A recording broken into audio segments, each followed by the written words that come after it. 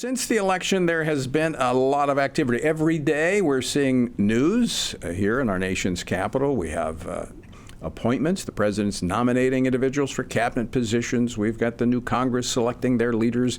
We have, as we were talking about earlier, I think we're going to find a lot more of what this the present administration has been doing, like the DEI and all of their woke policies and the millions of dollars that have been spent on that. We're going to see more and more of that. I actually think that was at the center of this election, two contrasting worldviews. So, what does that mean going forward?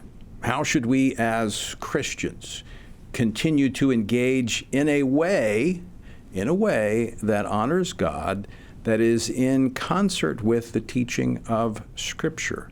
Well, joining me now to talk about this is Dr. Albert Mohler, president of the Southern Baptist Theological Seminary and the host of two podcasts, The Briefing and Thinking in Public. He also serves as the editor of World Opinions. Dr. Mohler, welcome back to Washington Watch. It's always great to see you. Tony, it's great to see you, and wow, was there a lot going on? Every day. There's plenty. Not an absence of anything to talk about, but I first, before we dive into some of the specifics, I want to get your thoughts on the election and this season that we're in as a country.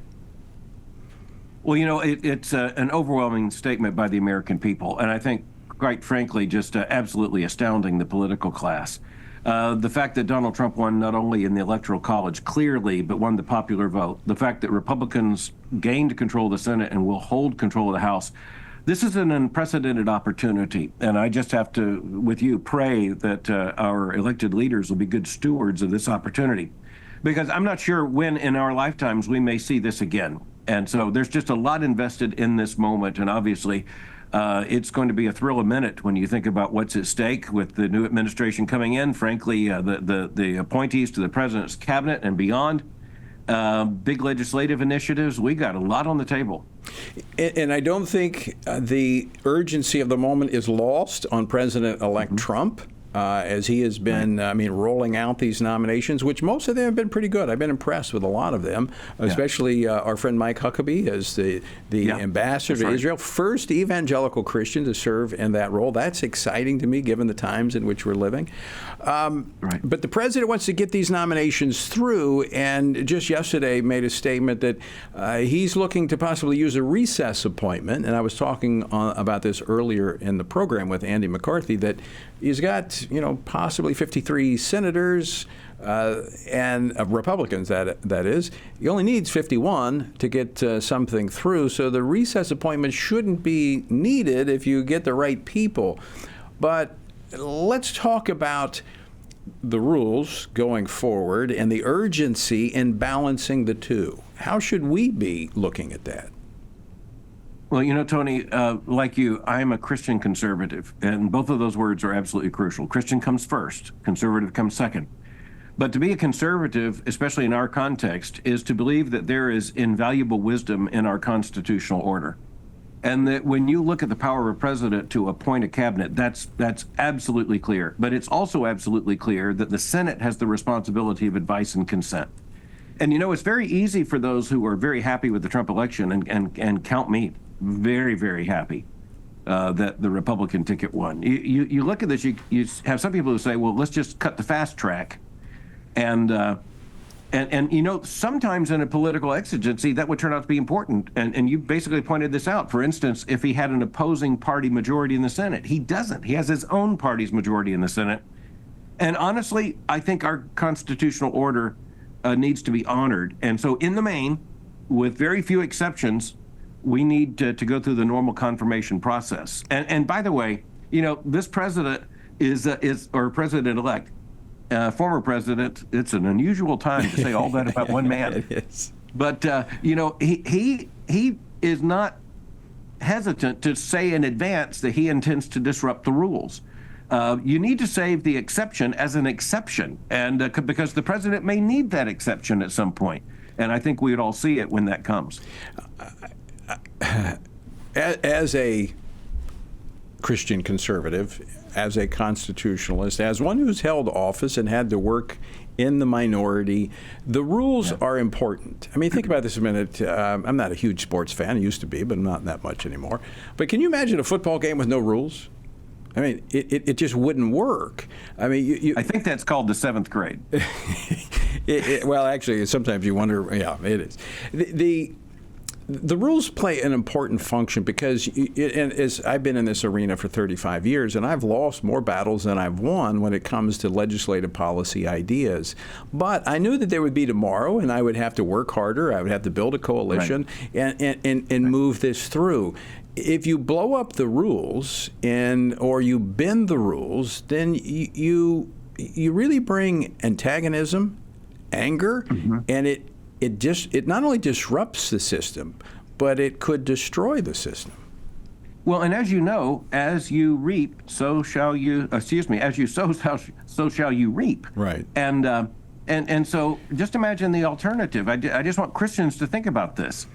Let's suppose there were a Kamala Harris administration, and that administration moved towards recess appointments. We ended up with AOC and worse on a cabinet with absolutely no break from the Senate. We don't want that. Let's remind ourselves of that.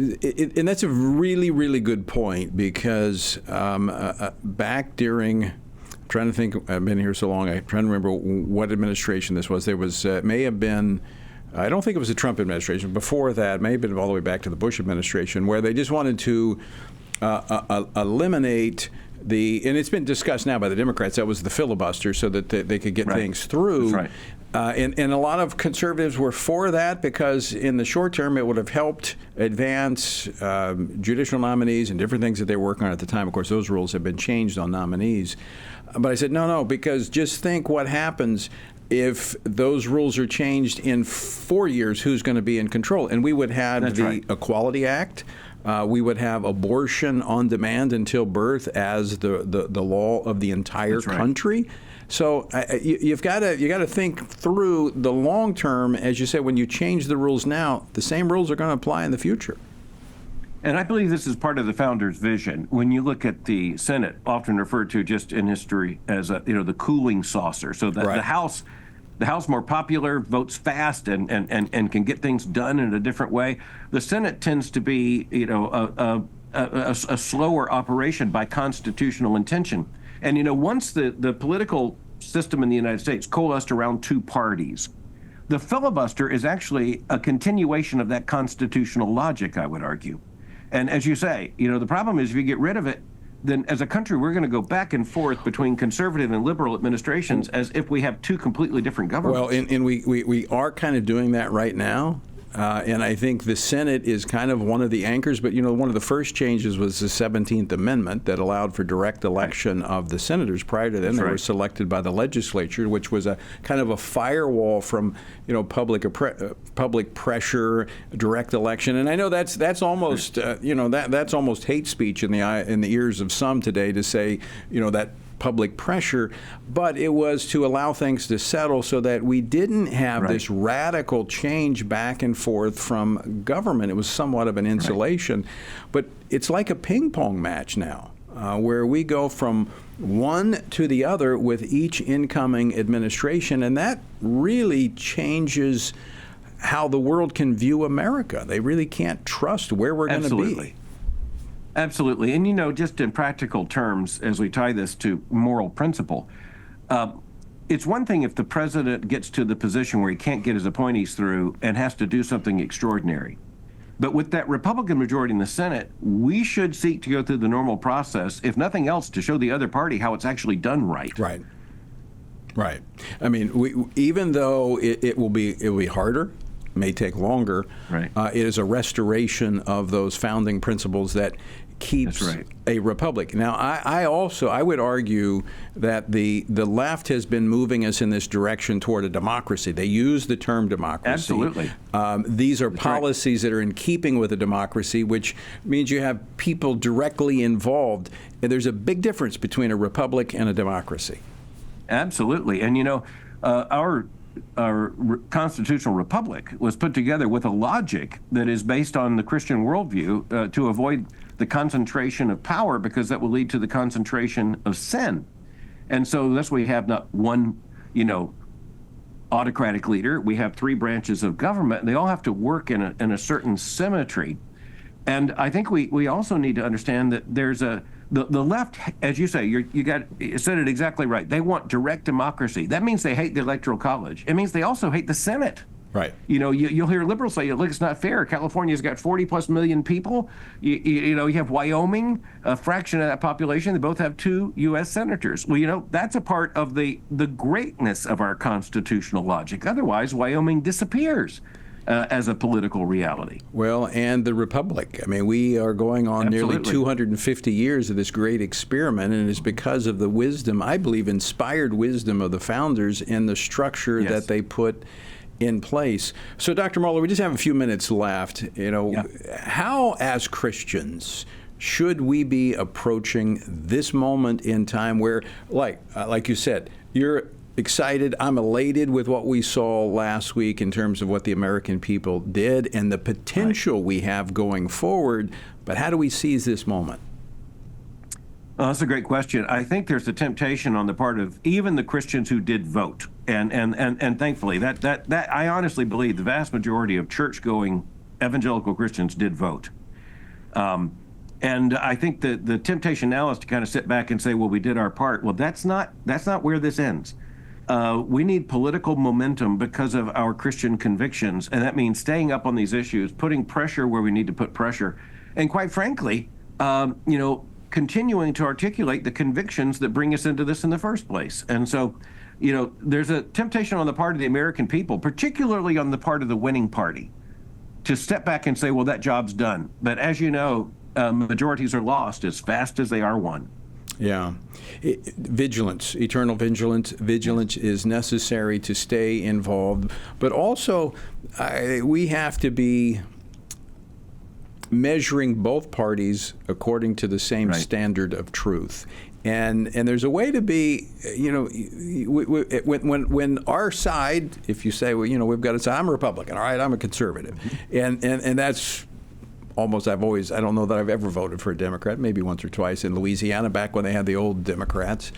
Right. But we need to hold both parties accountable to the same standard. We can't hold one to a standard and then say, well, that's our guys. They're just trying to get down the road.